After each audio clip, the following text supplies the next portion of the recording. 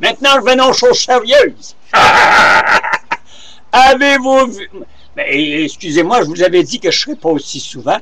Et là, évidemment, hein, la Coupe du Monde oblige. Mais avez-vous vu le comportement des Français?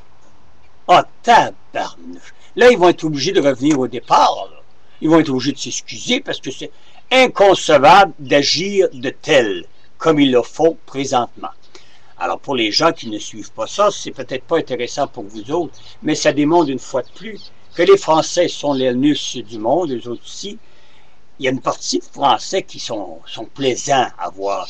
Moi, je savais que j'ai vécu là 5 ans, alors je suis bien placé, puis j'ai marié une Française, alors je suis bien placé pour le savoir qu'il y a des anus là-dedans. Et puis que là, la foot, hey, imaginez-vous donc faire les conneries qu'ils ont faites là. Alors ça vous démontre une fois de plus qu'on n'est évidemment pas les seuls épais au monde. Québec inclus, la ville de Québec, la province de Québec, puis Jean Charest, on est tous des morons de société, et la France qui embarque dans le débat.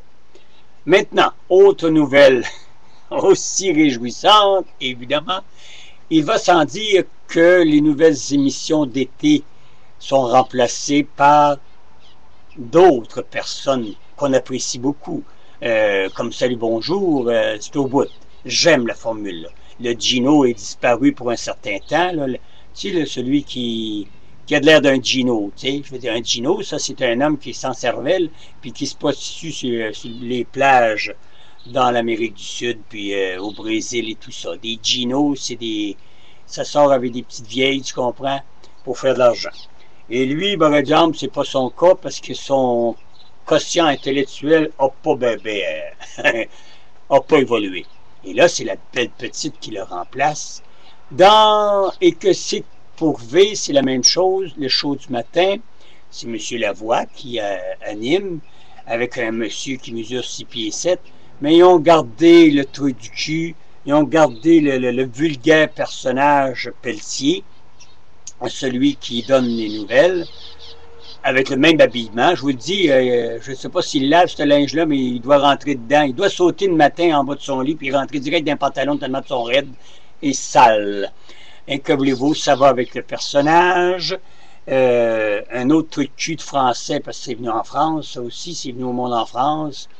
Et on a hérité ça du Québec. Alors, il donne encore les nouvelles avec, évidemment, des commentaires déplacés, désobligeants, il faut dire. Et c'est pour ça. La nouvelle formule est le fun. Quand on enlève, lui, là, ce crapet de soleil-là, et j'espère qu'au mois de septembre, M. Guilbert Roy reviendra avec du nouveau monde qui pourrait faire mieux.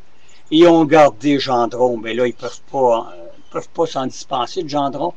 Ça prend toujours dans une émission un con de la pire espèce, une vache qui est au premier plancher et qui démaigrit tous les partis, sauf son Jean Charest. On voit tout de suite qu'il a parti pris, évidemment, et dit que ça fait des chroniques dans le Journal de Montréal. Le Journal de Montréal, vous baissez dans mon estime en enfant de chienne, évidemment. Il restera le Gendron vulgaire, déplacé et arrogant. Que voulez-vous? Il ne peut pas être pire, évidemment, que le gros cave, qui va s'en venir avec une nouvelle émission. Et si vous croyez que je suis vulgaire quelquefois, quand vous regarderez ces émissions, les oreilles vont remarquer qu'ils l'ont mis, ils vont mettre probablement ça à 1 heure non d'écoute terriblement. Et ça va être porté à être floché quelques émissions plus tard, parce que c'est bien beau être humoriste, être vulgaire, mais faut pas non plus prendre les Québécois pour des crétins. Alors, c'était les petites nouvelles. Je vous reviens dans une 3e vidéo avec un peu plus de sérieux.